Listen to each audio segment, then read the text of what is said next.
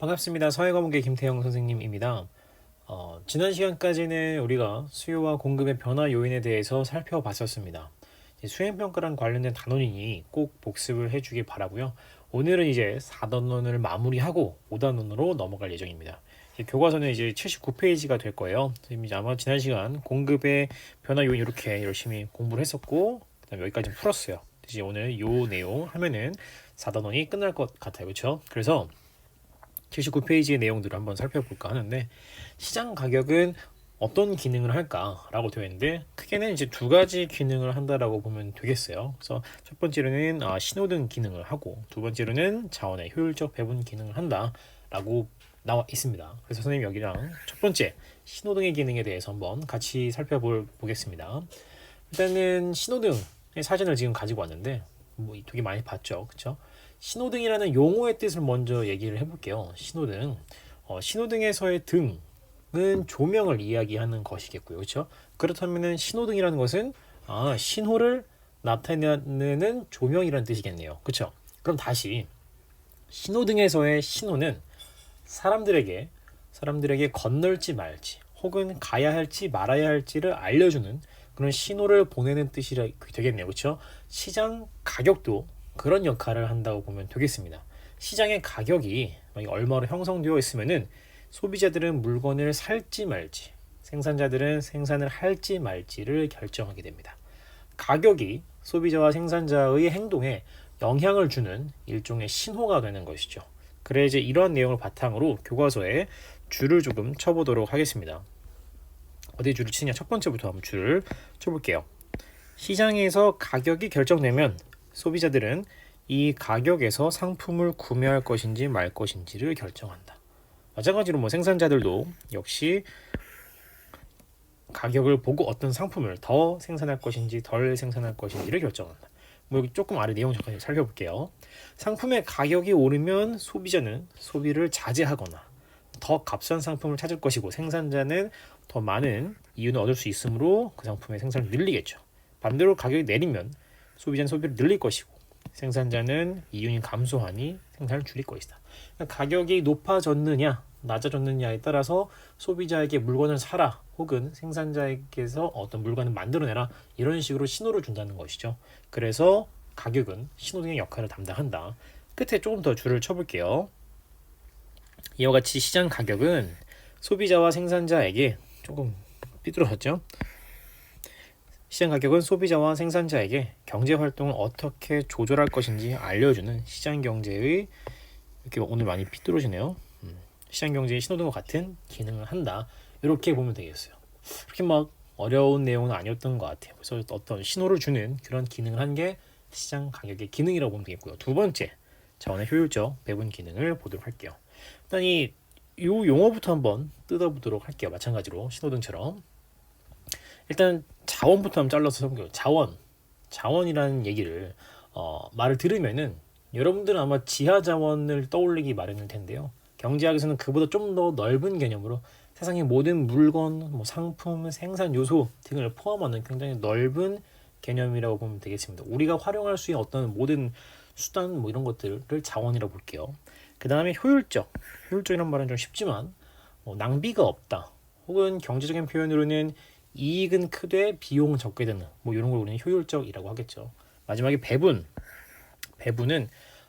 분배라는 말 생각하면 비슷한데요. 이제 각자 나누어 갖는다는 뜻, 나누어서 갖는다라는 뜻입니다. 그래서 종합해 보면 요 내용을 종합을 해보면 세상 모든 자원을 낭비 없이 효율적으로 나눠 갖는다는 뜻입니다.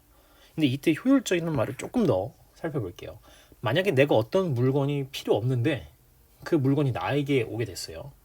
혹은 동시에 누군가에게는 굉장히 필요한데 그 사람한테는 그 물건이 가지 않았어요. 그럼 물건이 쓸데없는 곳으로 흘러간 거죠.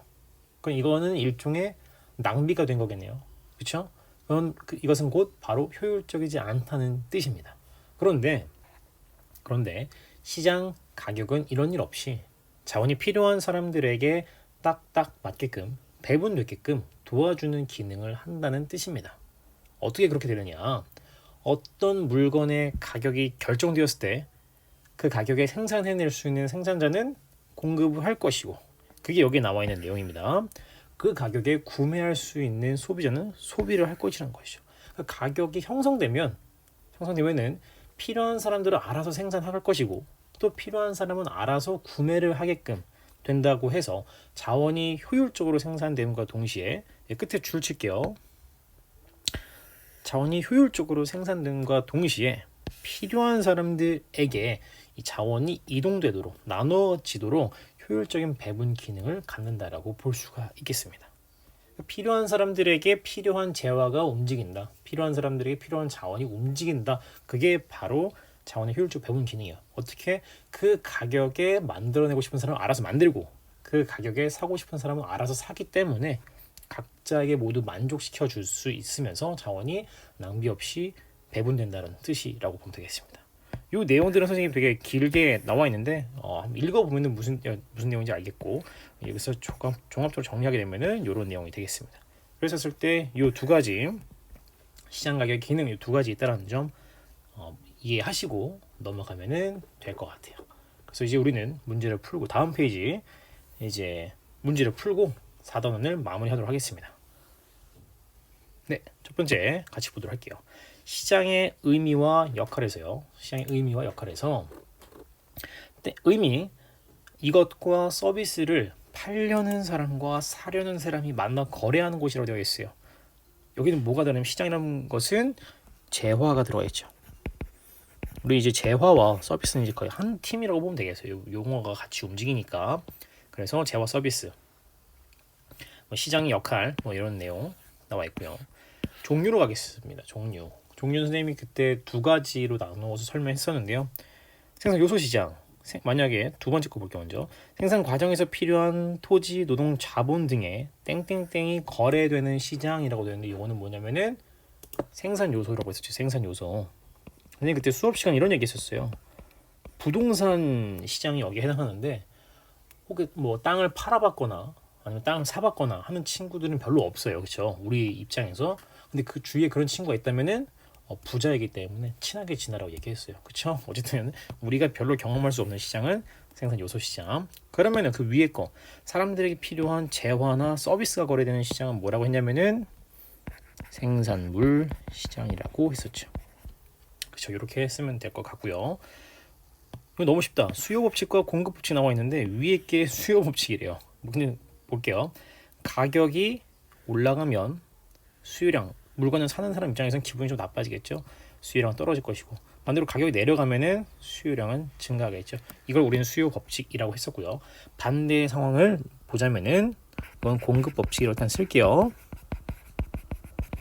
상품의 가격이 올라가게 되면은 값이 비싸진 거니까 판매하는 입장에서는 기분이 좋으니까 공급량 올리고 만약 가격이 떨어지게 되면은 판매하는 사람 입장에서는 기분이 나쁘니까 공급량이 감소하겠죠.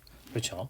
그다음에 균형 가격으로 넘어가겠습니다. 시장에서 이것과 이것이 일치해서 균형을 이루는 지점을 우리는 균형 가격이라고 하는데 이거를 우리는 공급량과 수요량이 일치하는 즉 두 그래프가 만나는 그 지점 우리 균형이라고 했었죠. 그래서 이렇게 써주면 될 것 같아요. 그래서